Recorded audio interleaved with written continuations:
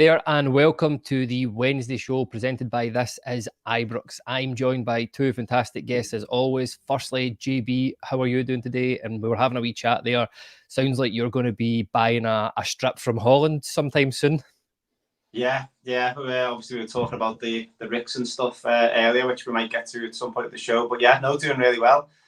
Still on a high from Sunday after Igamane's pulling the ball off the air and actually having a striker who can control the ball. So the things that things that can impact your mental health is having a striker from Morocco that can chest and turn in one movement. It does wonders. So I wish we'd done it years ago. But yeah, it should be a prescription for Rangers fans in the NHS. 30-minute video of Hamza Igamane at the minute.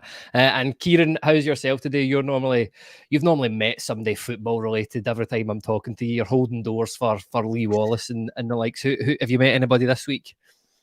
No, not really. You two are about the most famous that I've been face to face with. So nobody of real note.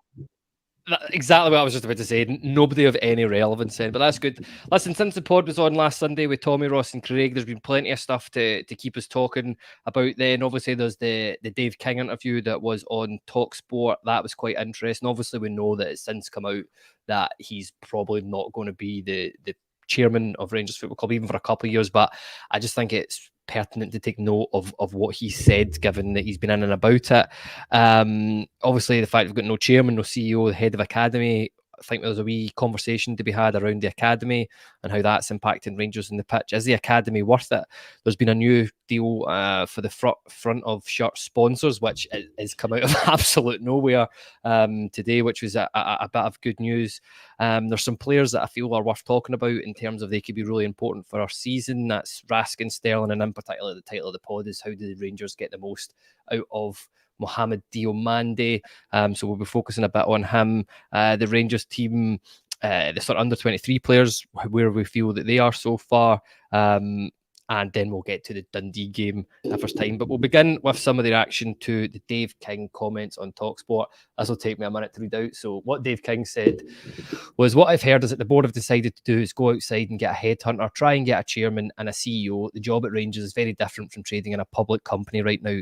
The club is in crisis. The extent of it, I don't know. Only those inside do. Certainly the operational issues at Rangers are a challenge, and a lot of the policies, procedures and processes that were in place at the time I stepped down have been hauled out during Douglas's reign. I thought if no one is going to step up and we're going to have to get some external city-type appointment, I'm absolutely certain it will not take the club forward. JB, I'll come to you first on that one. How do you react to Dave King's comments in that interview? Because there was some pretty scathing stuff. He didn't hold back. No, I mean, it was quite refreshing in the fact that we actually heard from somebody senior and it felt very authentic. And I think that's one thing you probably do get with Dave King is a authenticity from him. He obviously wears his heart on his sleeve, which is good to see. I think it's the bit when I'm a bit pessimistic is the fact that he always seems to come out when things aren't going well. Now, don't get me wrong, there's been plenty of opportunity in the last few years, given the way things have ran.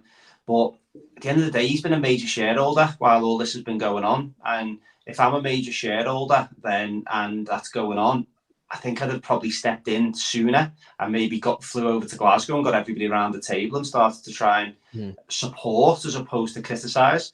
I think it's always easy. It doesn't matter in any walk of life. It's easy to criticise from the outside looking in. But if you've got an opportunity to get in there and fix it and contribute, then I definitely think you should be. I don't think him coming in was ever a realistic possibility. The way he talks about the parks and what they've done, what's gone on since they've kind of been involved, he's always been highly critical. And so yeah, it's worrying when you're getting somebody like that coming out and going on TalkSport talking about crisis and stuff. You'd rather he was coming on with a positive message, but again, sometimes we do need that realism. We complain enough as fans that we don't hear enough, so we can't then complain if we do hear somebody of that power's view. But I think he's someone that we need to keep him close, because as much as he got the Pedro one wrong, he got the Gerrard one right. And he's got the club's best intentions at heart because of the fact he's got such an investment in it. So I definitely think I'd like to see him involved in any sort of, I'm not going to say recruitment process, but certainly someone who definitely I think will raise the standards.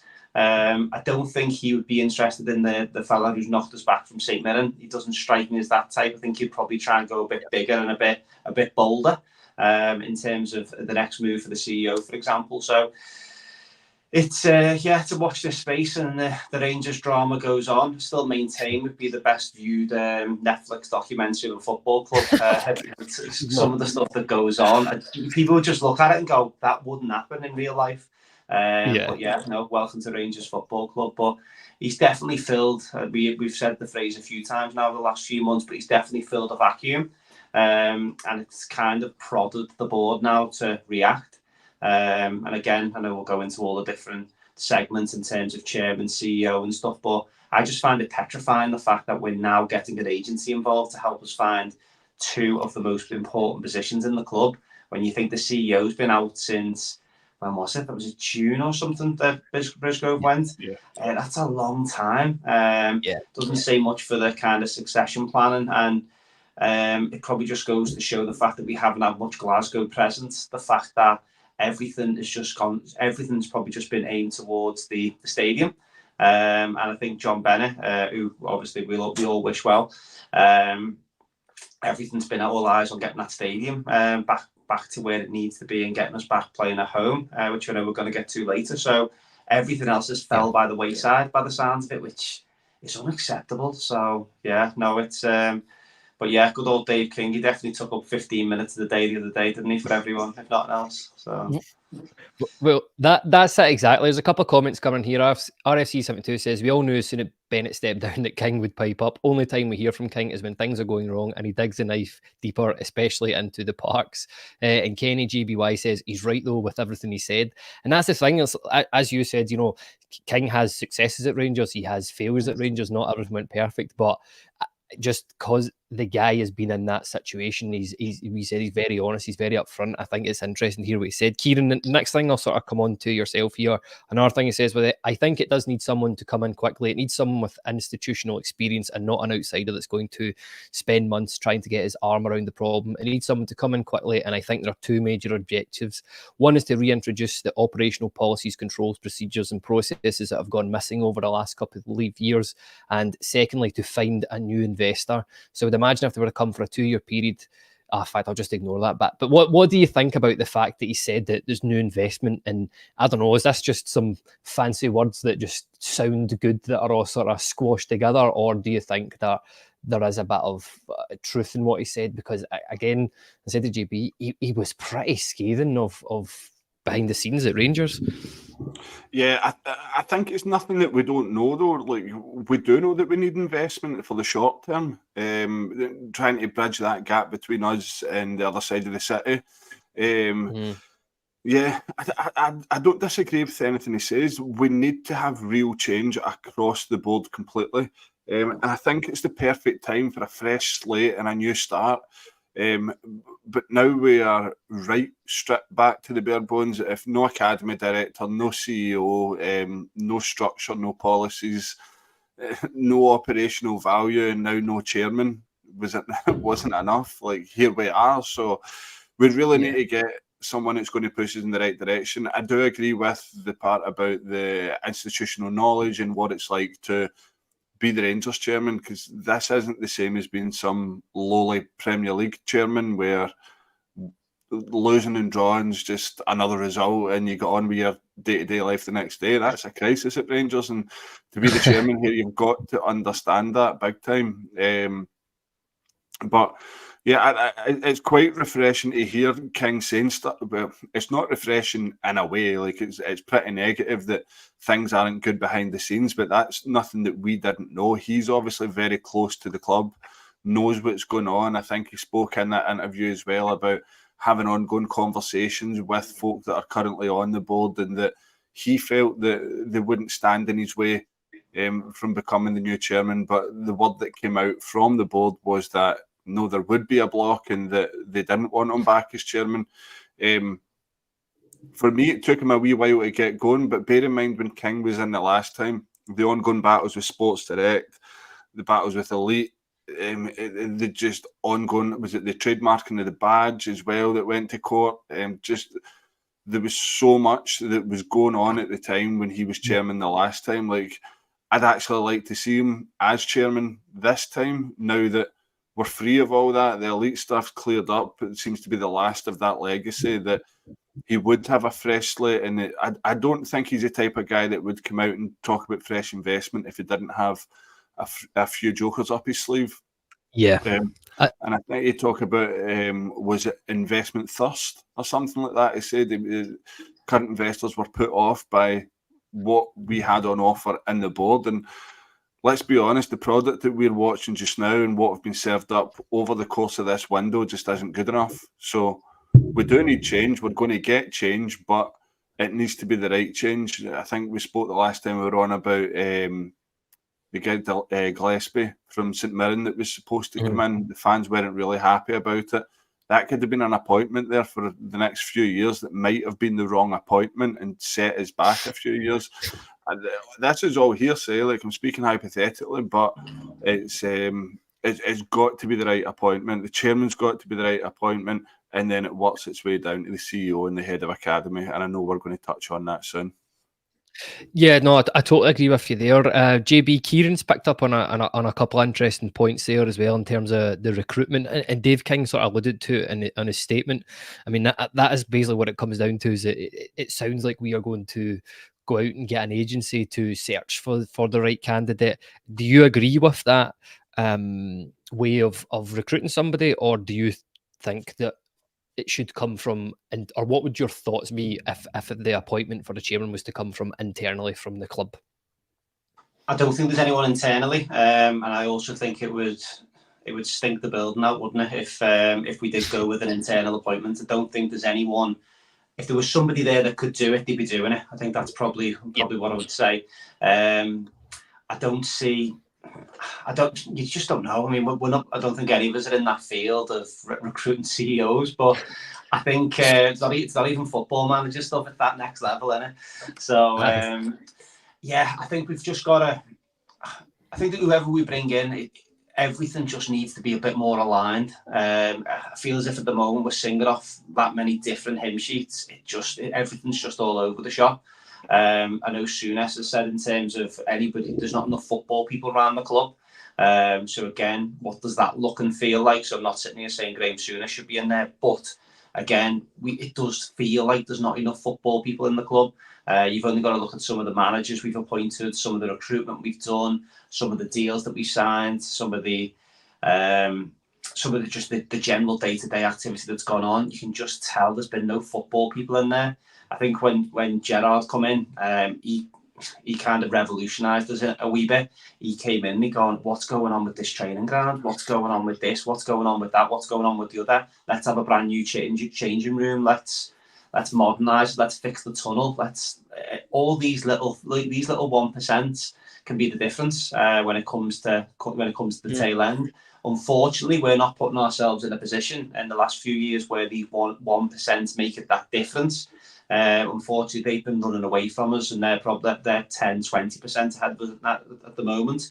But once we do get back to that level playing field, where obviously it's not going to be this year, but over the next couple of years, all these little bits that we need to start getting right need to be right. So more football people involved has definitely got to be the way forward.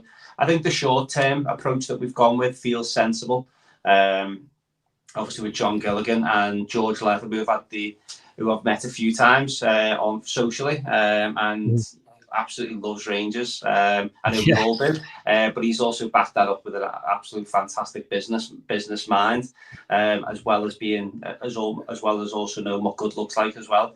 So I think him coming in is going to be. I don't think you could ask for a better, safer hands. Obviously alongside John Gilligan as well. So. Yeah, I don't envy the job that they've got, but we've got to get it right. We can't afford it's too big of a position. the chairman and the CEO. I've heard people say potentially that the CEO job is actually more important than the chairman, because the CEO will ultimately design how everything is ran from top to bottom. Yep. So I think that obviously the chairman will come in and be in charge of overseeing the CEO, if you will, but we've got to get that bit right. So whether that it's the new chairman that appoints the new CEO, should we have to wait for that? Or will John Gilligan and George Latham go in and get the CEO themselves? It's fascinating. Again, as we touched on earlier, I think we're probably the only football fan podcast that digs into chairman and CEOs. I bet you if you asked a lot of English Premier League fans, who's your CEO and who's your chairman, they'd probably just look at you and go, don't know, who cares? Like, do you know what I mean? It's funny, I remember hearing watching an interview on Sky Sports with Noel Gallagher, and they were talking about Man City, and they were saying, oh, what do you make of this, guys? I think it was like the sporting director or something, and he's like, I grew up in a world where all you knew was the 16 players in the squad and the 11 starting on the pitch. Like, now everybody knows the guy that's in charge of the catering's name and all that. It's wild how football's evolved, that you know absolutely everybody's name that's on the board and stuff. The day it was done for me is when you know agent names that's that, and when there's super agents and all that stuff. It's madness. But listen, there's a few comments just reacting to what was being said there. Kenny GBY says, wasting millions every season, sacking management teams, need to steady the ship for a few seasons. It's pretty embarrassing having to go to an agency for the two highest positions at the club, but I'll probably have more faith in the agency than our actual board to hire the right person. And Craig Hart, how you doing? Craig over here in Texas. Hope you're doing well. At least King had a vision. Park's plan when he asked was to win as many trophies as we can. That's not a plan. I wish between a lot of them they would drop the egos and sort it out. And yeah, I think that speaks fairly true. But listen, Kyran, I'll come to you with the next point of the pod. And as I said, this all came about when I was out a walk with my pal. And as you said, you're not talking about the players, you're talking about the Blinken Academy, Rangers Football Club. But we wouldn't be Rangers supporters if we didn't know these things and want to discuss them. So because we talked about obviously we have no CEO, we have no chairman as well. How important is the academy role at Rangers Football Club, and do you think Rangers are getting value for money out of that? I'll let you say your piece on that. Yeah, I think kind of runs alongside what JB said about the CEO. Whoever comes in as the head of the academy really has to structure how it's going to look and how it's going to move forward, because the status quo's not worked, and the amount that's ploughed into that academy for it just not to produce is not good enough. You look again, the prospects which we've got there, McCausland seems to feature in and out of the first team at the moment, and that's about it. Yeah, that's pretty much it. I'm really surprised we didn't see Alex Lowry or Leon King go even out on loan in the last window. They're still here again, playing in the B team, and then you look at the B team and how the setup works there. Like this, what is it they called it? The Pathway to Excellence or something like that. The program of excellence. Like it's glorified friendlies, right? Let's be honest. These guys aren't learning. They're not learning proper competitive football at an adult level, because the jump is big enough as it is, but the way that we're producing it is even bigger. And you've got to think of it in a broader aspect as well, that if you're a youth player and you're a player maybe on the cusp of wanting to break into a first team and you're very promising, if we're approaching one of these promising players at the moment, are they really going to want to come at us? There's no head. We've got no director of the academy. Right? We've got no real structure. We've got no real pathway to the first team. Like, why would you risk your career to come to Rangers thinking that you might make it in the first team? It's, for any youth at the moment, it's career suicide, and something needs to change there. It's just it needs something radical, I think. I think it needs out-of-the-box thinking, and it doesn't have to be just the usual of what we've been used to, that they play in the youth team, might get a chance for the first team. At one point, they'll all get released, and then we go, then we go with what we think's right. It's just not worked for so long, and there definitely has to be change there. I think there was the thing is the corporation report from the SFA that came out a few weeks ago about players going on loan to a sort of, what would you call it, a feeder club almost within Scotland, and the player can return to their parent club if they're needed. I do like that idea. I do really like that idea. But in terms of the B team or what used to be the reserves or the under-23s, whatever it's chalked up to be, there needs to be radical change there, because that gap is just getting bigger and bigger, and the boys coming through have got no chance, unfortunately. Yeah, no, it's a difficult one. Again, there's a couple of comments reacting to what you said here. E. McCutcheon says, at present, it's not so much value, but the academy is not being run properly. And William01 says, we've got youth players over 5k a week, and that is mental. JB, I'll come to you and ask a similar question in that. I mean, there must be a good couple of million spent every year on the academy in terms of running, managers that are there, people that are in the building, just cost of operations and all that stuff. That's what the discussion that we were having. Is it worth, pulling back on that a wee bit and reinvesting that money in the first team, say, for example? Is that something that you could possibly see a new chairman coming in and doing? Or, because my answer is, I don't think we have had value for money out of the academy in the past 10 years, say. Patterson you can point to, maybe a couple others, but that's about it. Ross McCausland's really the only one in the first team at the minute, and I don't think it could fine for a squad player, not a Rangers player long term, in my opinion. What's your thoughts on that? Yeah, no, I agree. It's first question. We definitely haven't had value in terms of the outcome. I remember when it opened all them years ago. Right from picture Advocat. Was he the manager at the time, or was he just moved into like a director of football role at the time? But I can remember them opening it and going, wow, this is going to be it. And then I think there was a Blue Heaven documentary. I don't know if you guys remember that. That was actually really good. But you go back to that, and we had some really good youth players at the time, and you thought, right, this is it. This is kind of going to revolutionise it. We're going to start creating class of '92 stuff, but it just hasn't materialised whatsoever.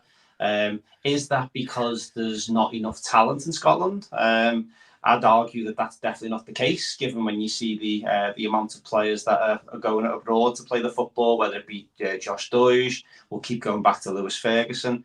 There's talent there, but unfortunately, we're either not coaching them properly, because we're bringing in people's mates, or we're bringing in ex-players who aren't good coaches. So I think the whole thing needs ripped up and start again. Do I think it's the number one priority right now? Probably not. Is it the place where it'd be investing more money until we understood what we wanted? No. I mean, I know there's been in the news this week, I think it's been Hearts are going to have a link up with Brighton. Something like that, I think, would be the dream for us. Unfortunately, we need to know where we are. We know where we are in the food chain.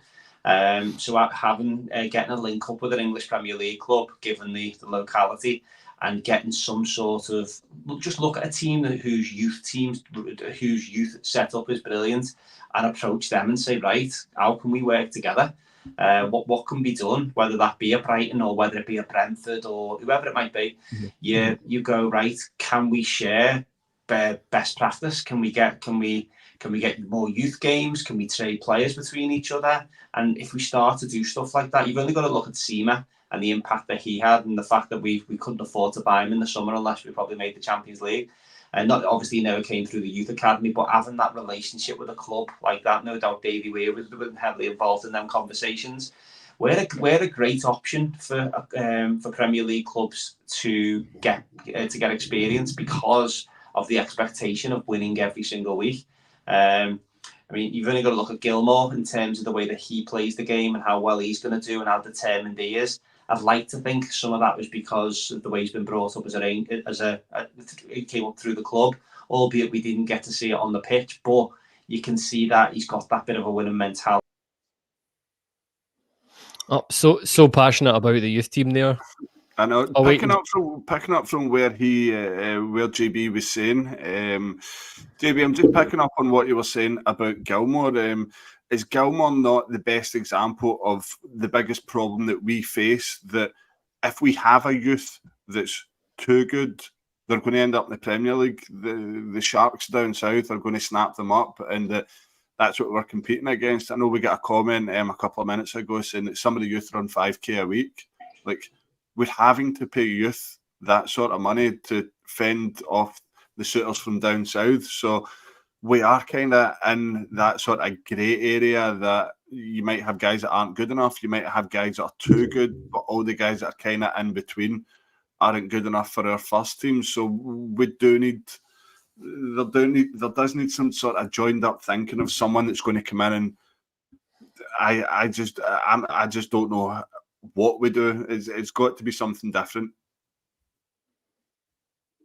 Yeah, absolutely. I agree that we need to shake it up somehow, and how we do that, I'm not too sure. But I said there's a few comments coming in here that I find really interesting to see. Kenny JBY says the academy boosts our FFP, so we have to keep it in some format. I totally agree with that. It's just about reappropriating the funds.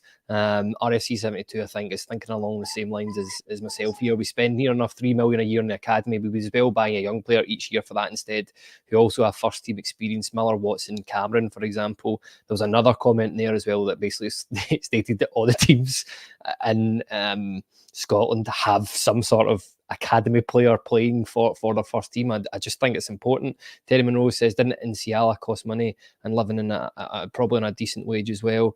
And Blue Eye Boy says, how can academy produce more players if the young players don't get a chance? So yeah, it's obviously something that will need to be addressed when the new CEO, head of academy, chairman, etc. comes in. But listen, just before we get talking about the players, I'll come to you on this one, Kyran, here. Rangers announced a new deal for the front of shirt sponsors. Rangers Football Club are today delighted to announce the extension to its partnership with Kindred Group, home to Unibet and 32 Red brands in the UK. The new front of shirt sponsorship deal will see the group's Unibet brand adorn the first team shirts, while 32 Red, which is previously the front of shirt sponsor, will continue to support the club as training and warm-up kit sponsors. Kindred have already partnered Rangers for 10 seasons, investing into the club's outreach work in the local community, with a new deal taking the burgeoning partnership even further and cementing the relationship in the longest running of its kind in British football. Man, the amount of buzzwords in that, man, the marketing team must have had a field day with doing that. But my understanding is it's about 80% larger than our existing deal, and there's options for that to be, I think it's about 93% that might go up, and depending on certain conditions are made. How encouraging is this, given all that's going on, that's left, that we're still able to go out there and make some pretty sound commercial deals, it looks like, on paper? Yeah, I'm going to remain sceptical on this one. Just to me, the way that it was fed out through the sort of fan media channels, on top of as soon as the club announcement came out that it was this figure and that figure, almost like it was manufactured to be put out that way. Like, for me, it's... Oh, can you guys still hear me well, right? You back, Kyle? Yeah.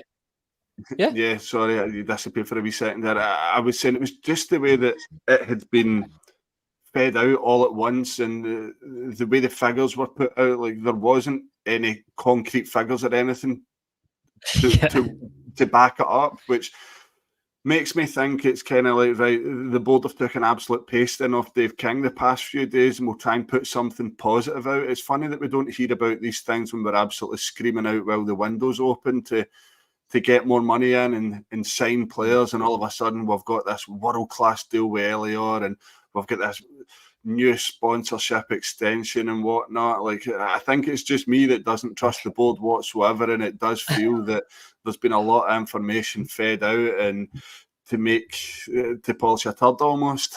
So Yeah, it could be good. It could be good, but I think my trust in the board and the folk working behind the scenes in these deals at Rangers just is at absolute zero at the moment. So I'm going to sit on the fence for now and remain sceptical. No, I think that's fair enough. Listen, any new investment, any new deals that are coming into the club, regardless, as long as it's more money than the last one was, I'll be happy with it. But JB, I'll come to you for the next part of the pod. That's the first time. That's quite nicely actually. That's the first half hour talking about all the backroom stuff and all the deals. The next part, the bit we all love talking about, is the first team squad. 3 players in particular that I've kind of identified that I think we should discuss. The title of the pod is "How do Rangers get the most out of Mohamed Diomande?" Firstly, GB, how do you think Mohamed Diomande's time at Rangers has gone since he's joined in January, and why don't you think he's made perhaps the start to this season that everybody thought he would be making, given that he seems to be quite the talent? Yeah, the word I'll probably use is probably underwhelming in terms of what we've seen so far from him. And I think that's only because, like so many new Rangers players, and I'm hoping Igamane doesn't fall under the same category of, I remember his debut, it was away to Ross County or something, and he scored. St Johnstone, yeah, and he scored. I think he scored with his right foot, and then the following week he scored with his left foot at home to Hibs or Hearts maybe. And you thought, right, this is what we've been craving. You could just see loads of energy. He was all over the place, firing into tackles. That was it. And then now, I think he's probably been victim of who he's been playing in and alongside. I don't think there's been any kind of real consistency there. So he's obviously not one we're going to write off. Let's not forget he's only 22 years of age. So he's still got a good while to go. He's just broke into the Ivory Coast squad. So he's now a full internationalist. So that'll come. You'll get more experience on the back of that. I'm still unsure what his best position is, to be perfectly honest. I think when we signed him, you heard all the experts saying, he can play as a 6, he can play as an 8, he can play as a 10. I don't know which one I'd put him in. I very much rely on Johnny Walker in terms of him telling us where he can play. And I know that he really rates him. So, but again, I don't know whether... And you can't always... I mean, you can blame the manager because obviously the setup is the setup getting the most out of him tactically. I don't know, but he doesn't seem to be... I don't know what he's good at. He sometimes has a good first touch and you go, wow. He doesn't seem to thunder into tackles. He doesn't seem to get many shots away. He doesn't create many chances. He just doesn't do that much. I'm just hoping that, again, once the team start playing well, he might just be someone that just goes up levels. But again, I think the inconsistency of what's been in and around him, I think, has been pretty horrific. If you think back to the start of the season, it's been an awful start to the season. Some of the results have been good, but more often than not, the performances have been really poor. I think the 2 goals and 2 assists since he's been here, I would expect more. If somebody had said that we were going to bring in a free transfer from Dundee or someone, do you know what I mean, an out of contract local player, and they performed at that level, you'd have been disappointed. But I think the fact he's got that price tag and he has got a little bit of energy about him, we kind of look. But on the flip side, he was outstanding away in Benfica. And you think, right, he grabbed that game and you go, wow, he's arrived, but then disappeared again quite quickly. So yeah, again, a lot of hope for him, as we have with a lot of our players that are under the age of 23, 24. I know you've got a few on the list there to talk through, but the worrying thing for me this season is he's only played 290 minutes. So what is that telling us? That telling us that he's not fit enough? Is he not robust enough? Because you'd like to think a young player at the start of the season would be looking to play every minute of every game, extra time if required. It's not as if we've been playing midweek games, week in, week out. So how robust is he? Obviously, it's going to be a completely different intensity to what he's came from. So yeah, I think there's definitely a question mark out there. We can't be going and throwing £5 million out at projects that we hope might do well. We kind of need guaranteed success for that amount of money. Not seeing it at the moment, but I am still hopeful that we will see the best out of him once the team settles down a little bit. Yeah, I totally agree with most of what you've had to say there. A few of the comments. Sorry, we're breaking up here. I can't help but agree there, JB, in terms of his form. When you say Benfica away, it kind of coincides with when we started to dip in form as a team. It's almost like he runs in parallel with the team's playing well, he's playing well, and if we're not, then he's not. So I think you get it right on the money there with saying that when we start to play well and the squad settles down and the new signings start to settle in, I think we'll start to see the best of them. Because you think that goal against St Johnstone and the goal against Hearts at Ibrox, we were absolutely flying at that point. So you can only hope and cross your fingers that we can regain that sort of form and we start to see the best of Diomande. Well, that's it, Kyran. Look, there's a few comments coming here. Thomas H says Diomande's no midfielder, not in a 2 anyway. RFC72 says we'll never get the best out of Dio unless he plays in a flat 3, which he's best in. He's not a holder in a 2 or a 10. And RC says for Northland, he was always in the left of a mid 3 with a proper 6 to sweep up. And James McLean says definitely a talented player, but always wants too much time in the ball. The biggest thing for me certainly is JB touched on there, especially talking to John about it. Is it the formation? Is the formation right? Has he been played in the wrong position? Is he just a bit of a victim of circumstance at the minute with all that sort of stuff? Or is it just a case of he just needs to be better when he's on that pitch? I know it's not as simple as that, but do you think he's playing in the wrong position? Are we not playing a formation to suit him? What's your thoughts on that side of it, Kyran? It's kind of, what do we want though? Like, do we want a flat 3 with a 6? Because we've not got a 6 and he's probably going to fall victim of that because I think he would do better with a 6. Or we've just signed Bajrami. Do we want to see Bajrami in the 10 with, I don't know, Barron and Diomande in behind him? It's like, we need to make up our mind. What do we want here? I don't think we signed Bajrami for $3.5 million and don't play him.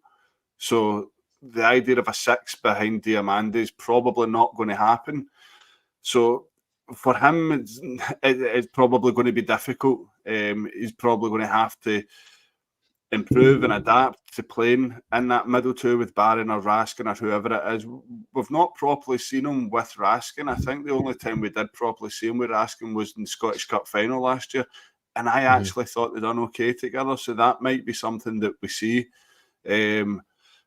It's crazy we've actually got choice now in the middle because we were very thin in numbers and thin for choice in there. So, yeah, we can only hope that he improves in the position that he's currently playing because there's no 6 there. There's going to be nobody in behind him to protect that back 4 and do the dirty work for him. Because me personally, I don't think he's a 10. I don't think he's a 6. I think the 8 might be his preferred position with a 6 in behind. But yeah, I'd be shocked if we see that given the outlay that we've put in Bajrami.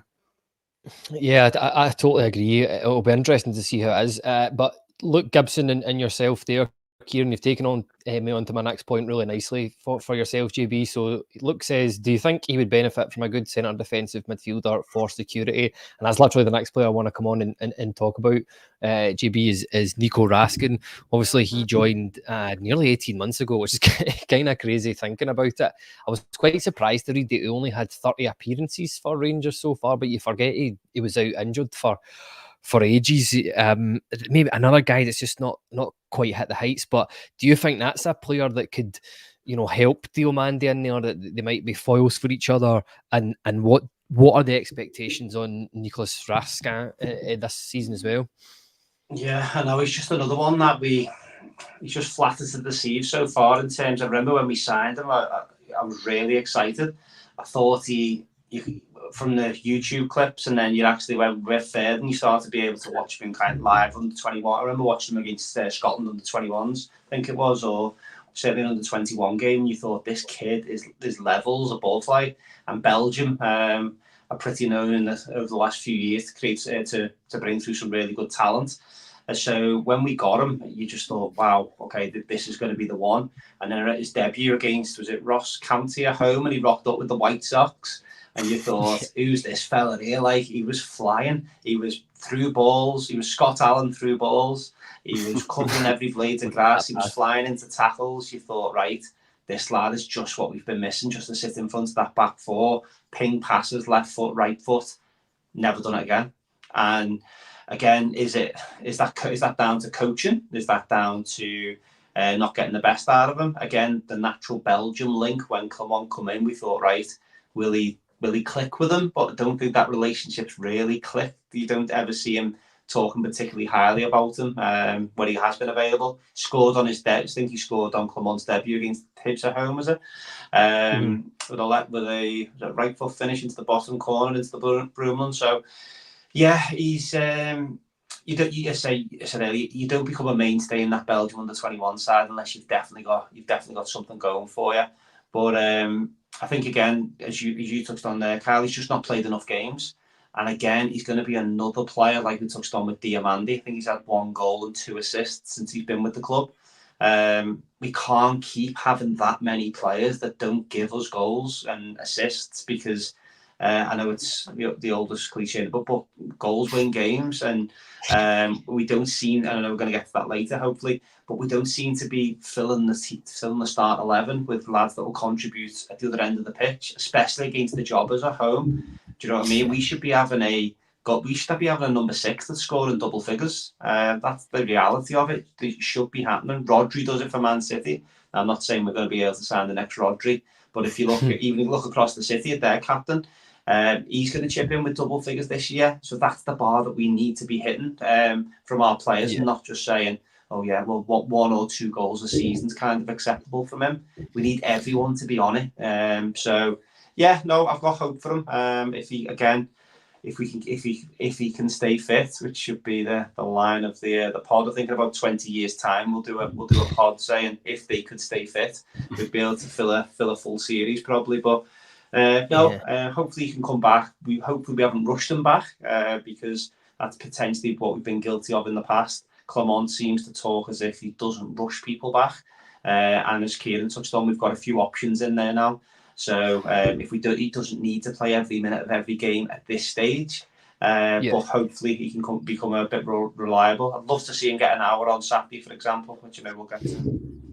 Yeah, no, definitely. And look, JB, I'll stick quickly with you for our next question because I know we talked a lot about Sterling on last Wednesday's pod there, Kyran. But the next player I want to talk about is Sterling as well. Just quickly, where's his best position for you? Should he be playing at right back, or can you see him as another one of those central midfielders? Well, he said it's right back, didn't he? So we just have to take his word for it when he signed. But he's 25 in October, which I read earlier, which surprised me. And so he's not a kid. Do you know what I mean? As much as he's played a lot of football, I might add. I think if you look at his, I was looking through his career stats this morning, 38 games for Coventry. I think that would have been probably in League One. 25 games for Blackpool, 30 games for Stoke in the Championship. So he's been robust before he comes to us.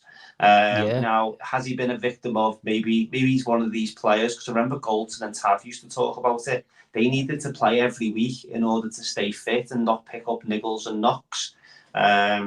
So maybe once he gets in the team, he won't come out. Unfortunately, he's been a victim of the Tavernier situation. If Tavernier comes out of that starting 11, then all of a sudden Tav's been dropped and there's a crisis in the changing rooms and all that. So these are the bits that the manager's got to manage sensibly. But again, said it earlier, there's no better weekend than this weekend to be doing it. I'd like him to nail down a position. Right back probably feels like the most sensible, or central midfield against everybody apart from them, because he's not switched on enough. We think he's got the attributes to do it, but he has got the attributes to do it against your Hibs, your Hearts, probably your Aberdeens, your Motherwells. He's got that because of his energy and his physique, and his first touch is horrendous, by the way. You see it close up. He'll do the odd Maradona turn. You'll go, oh, he's got it. But he's definitely not a ball-playing central midfielder. He's a destroyer. But again, he's another one that we're planning on putting the team 2 goals, 2 assists and 1 goal since he's been in with us. All right, he hasn't played a lot of football, but he's definitely needs to get a chance in his position, and he's definitely not a winger either. And I tell you what really pissed me off on Sunday, I'm on one now, was Tav went forward broke forward and tried to keep the ball in at the top end of the pitch, and you could see Sterling asking Tav, "Shall I cover you?" And I was like, is he messing? just get back and cover them. You don't need to ask for permission. Get back, and then the ball comes over the top, and I think Shooter got fouled, and then Proper ended up making a last-ditch tackle, and you're like, hey, what are you all about here? Do you know what I mean? Hey, just be switched on. But again, hasn't played a lot of football, so that could potentially just be down to a bit of match sharpness with him. But no, definitely want to see him get some more game time and consistent. But we can't complain if he doesn't give us the numbers that Tav has given us in the past, because nobody is. We could go and spend 50 million on a fullback and we won't get them numbers. Cancelo wouldn't give us the numbers that Tav's give us. And I know he's just been a freak over the last few years in terms of the numbers that you get. And another thing, where's all these penalties? We need to get Tav back on pens. So yeah, it's the worst conspiracy in history. Oh yeah, tell me about it. That's it. I'll be keeping an eye on the This Is Ibrox inbox over the next few days after we've talked about Rangers and penalties. But Blue Eye Boy here says, how bad does Tav have to be before Sterling gets a run at right back? And RSC72 says Sterling deserves his chance for a run at right back, especially with Tav's performances recently, but can't see Tav ever getting dropped unless he's got an injury. Kyran, we'll keep the theme about talking about young players, because I have been pleasantly surprised. They have not been the issue since they've been brought in, to be honest with you. A couple of players that impressed me at the weekend, especially in that first half when Rangers played the best sort of 30 minutes of football in that match, and it was that left hand side with Jefte as right back and Oscar Cortes just playing in front of him. Just what's your thoughts on those two players, and maybe Jefte in particular, because I don't really know what I was expecting from him. I was just expecting him to be behind Yilmaz, but I would now argue that he's our first choice left back going forward. Yilmaz is going to have a fight in his hands to get that position back. For me, I love watching youth players come through and get their chance at Rangers and actually improve the team, improve themselves as players. And going away to Dundee is quite a hard task, and especially Parkhead, I think Jefte done well too. So it all bodes well for him. For me, I've been impressed. You can see him improving. Very unlucky the Kyiv game to get sent off. I think we all know that it was never a red card or a second yellow, whatever way you want to look at it. And that's probably the only blip that he's got in terms of competitive games. It seems that he's improving as a player. He's in a good environment as well. He seems to have a good attitude, and he's only 20 years old. Yeah. Like, that is young for a first-team regular. So, again, we spoke about on this show, how do we get the best out of our youth players? And it's playing them. It's having them in the first team, having them playing in and out every week in challenging environments. And things are going to get even more challenging with Europa League coming around the corner, where we're going to have to use the full squad. So, again, for Jefte, it's a great year for him to come in at such a big club like Rangers and really start to learn. And from everything that I hear about him, he's a really well-liked guy. He's very grounded, and he's got a fantastic attitude, and he's liked around Rangers. So everything points in the right direction, and I think I've said it countless times. The first half of our window this summer is the first half of every window for every summer going forward, in terms of low-risk young player buys that we can bring in and develop. Let's be honest, the vast majority won't work out, but you will get the odd one that will work out, and they can go and showcase their talents in European competitions and hopefully win things at Rangers. Because for me, I've been really impressed. In terms of Cortes, let's hope we can get a run of games out of him, because everything I've seen for that boy, I've really, really liked. And we talk about getting a wee bit excited about Igamane doing things that we've not seen. Like, we've been completely blind to, because what we've watched for the past year, that a striker can actually turn and go to a defence and take on players and slam into defenders. So in terms of Cortes, we've yet to see the best of this guy. It's just going to come down to, can he stay fit for long enough, because he's been very unlucky with his start at Rangers. But look at guys like Tom Lawrence and Suter, who get a wee run of games together, and they're free of injury, touch wood now. They're clear injuries. Hopefully we get the same sort of thing with Cortes. Yeah, Totally agree with you. He's a player that even when we brought him in last year in January, I was really, really excited to see him. It was just a shame he got that injury, and Jefte has surpassed all my expectations so far. But although he seems to be one of these players that just refs love booking. I think he's had 4 or 5 yellow cards, and I genuinely think there's a half decent argument against every single one of those bookings. But listen, we'll maybe move on to the Dundee game. I know there's a couple of questions I'll maybe sort of integrate into that as well there. But JB, it's a simple question. Rangers face Dundee in the Scottish League Cup quarter-final at Ibrox on Saturday. How much are you looking forward to returning home and watching a game of football at Ibrox? Yeah, it's been long awaited, hasn't it? It almost feels like a clean slate, which is a bit mad considering we're midway through September. I'm hoping that the players that'll be hopefully making their debuts at Ibrox in terms of proper Igamane, Barron, Jefte, the Dutch lad. I'm still sticking with Bajrami and Sherney. I think these guys Barron's the exception in terms of his experience at Ibrox, but experience in Ibrox, I'd imagine, with a blue shirt on must be different than approaching it with an opposition. So, yeah, no, I can't wait for it. It's kind of Christmas stuff in terms of I'd imagine for everyone getting back there and just soaking up the atmosphere again, get people getting back into their routines. At Tannadice the other day, I seen one of the boys that sits in the row behind me at Ibrox, and he goes, I can't wait for next week. And so people are already started thinking about it and talking about it. It might just be the spark that we needed. How many times have we said that already this season?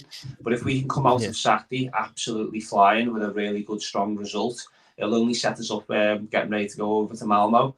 And then hopefully the next 2, 3, 4, 5, 6, 7, 8 games, we can just go on one of them little runs. But this could be the spark that we actually need. And I think you touched on there in terms of the youth players. If you look at the players we've got under 24, that could all be in our starting 11 over the next few weeks. We got Igamane, Barron, Jefte, Cortes, Ridvan, Diomande, Raskin, and McCausland. Now, obviously, McCausland's probably not up to the level, but if you look at that, if they all start and you start 11, and then you then tinkering in a little bit of experience, there should be energy in there. And that's one thing this Rangers team's missed. It's missed since the 55 season is energy and legs and youthfulness. And I know Clemens spoke about it. And I dare say, could it be October when we actually see these players come up to speed and come up to strength, have a bit of extra confidence, blow out the cobwebs from all pre-season and everything. So, yeah, no, I think we've just got to hold on to hope, haven't we? And I know it's the hope that kills you, but let's hope that Saturday does bring it in. However, I'm fully prepared for a 1-0 win, and we'll score early, and it'll be uncomfortable viewing, and we'll be moaning on Sunday, Monday. Glad we're through, but Jesus, that was a hard watch. But let's hope not. Yeah. Let's hope the players can feed off the crowd, and I'm sure the crowd will be up for it. Yeah, no, the crowd is always at Ibrox. I'm sure will be fantastic, but in particular because it feels like it's been so long. But Kyran, JB's touched on it there. That is basically the next sort of point in terms of the agenda. Should we be expecting to see? I know we haven't quite talked about him yet, but Igamane, who in the sort of 45 minutes of football we've seen so far, is just, done really well, looked positive, done everything apart from scoring. And the other sort of young youth player that we didn't mention that we brought in is Connor Barron, who for me has been arguably the best of the lot. Should these guys be starting in games like this, and more particular Igamane, this to me seems like the perfect game to start him up front. Yeah, I think I said something last Wednesday when I was on, when we were touching on kind of what we had spoke about before the Old Firm game at Parkhead, that no matter what happened on that day, things were going to be more positive going forward with guys like Igamane, Cortes, Bajrami, Casawijo, maybe getting Ridvan back. Things like that, being a wee bit more positive with the guys that are coming back into the team. Now, we get a proper first glance at Igamane at the weekend, and we've really liked what we've seen. But I'll not jump the gun too much, because we know what Clements selections I like, but just think of a front four of Cortes off the left, Tierney off the right, Igamane through the middle, and Bajrami in behind. That's enough to get you a wee bit excited there. So it's what we do between now and the new year and the next Old Firm game that really, really counts. Dundee are a highly energetic team who are going to get in the face of everyone with the ball in a blue shirt at the weekend. And it is the perfect test for us to bring these guys in. I think it's going to make it actually quite a good game. But again, this is the type of game where we do need to bed these guys in. I can't see too many changes at the back, but I would absolutely love to see Igamane start up front, because it's just a breath of fresh air. Yeah, it's just something that we've not seen in a while. Like somebody that's coming into that team and just really, really taken to it. I know it's still early, but all the positive signs are there. JB, a nice easy question for you to sort of wrap the podcast up. But where are the goals coming from in this Rangers team? Is it the onus? Is it on the onus of some of the midfield players like Barami that's come in to start scoring more goals? We expect more goals from some of the midfield players and stuff like that. What's your thoughts on it? Yeah, I mean, I was thinking about this today. I mean, in terms of goals, and again, all we can really do as a comparison is just jump back to 55 in terms of that was the bar that we need to be aiming for in terms of output from players. And I think I can't remember the actual numbers, but I'm sure you had 4 or 5 players that finished with 10 goals plus. And that's where we need to get to. Do I see 4 or 5 players with 10 goals plus in the locker? Probably not. Unfortunately, Dessers will give us 15 to 20, I think, albeit that's if he gets the minutes. Hopefully he doesn't, because Igamane then comes in and does some of the heavy lifting. Tav isn't going to score any outfield goals because he can't run. So I can't foresee him offering too much offensively. I think he'll still continue to be an excellent striker of a ball from a penalty spot if he's on the pitch. I don't think we're going to be able to get the type of numbers that we've got from him in years gone by. Lawrence, Cheney, Bajrami, Matondo, Cortes. We need goals from these guys. These should be our 10 to 12 to 15 goals and assists. One thing about Hadji was, again, even in the 55 season, he gave you numbers. He gave you double figures goals, double figures assists. And that's what we need from these guys. Ryan Kent was the same in that season. And it's no coincidence that, again, all we can do is compare ourselves to them, unfortunately. They've got guys that will do that. Do you know what I mean? They've got midfield. They've got a midfield 3 there that will all be looking to hit 10 goals. We haven't got. That's one thing we haven't got. If you look at our midfield 3 at the end of the season, you're probably going to be looking at. You're going to definitely be looking at less than 5 goals from each of them. So it's definitely something we're going to have to improve on. We can't keep relying on 1-0 wins.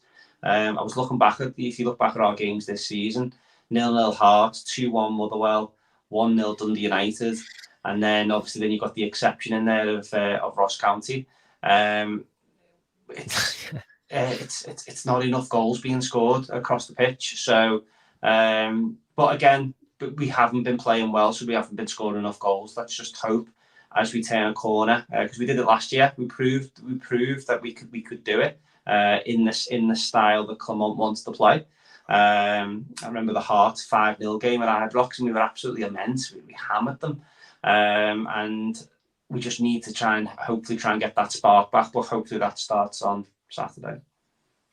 Yeah, couldn't agree with you more. And listen, just before we wrap it up, we'll just get a wee predicted team lineup off the both of you. Kyran, you want to start?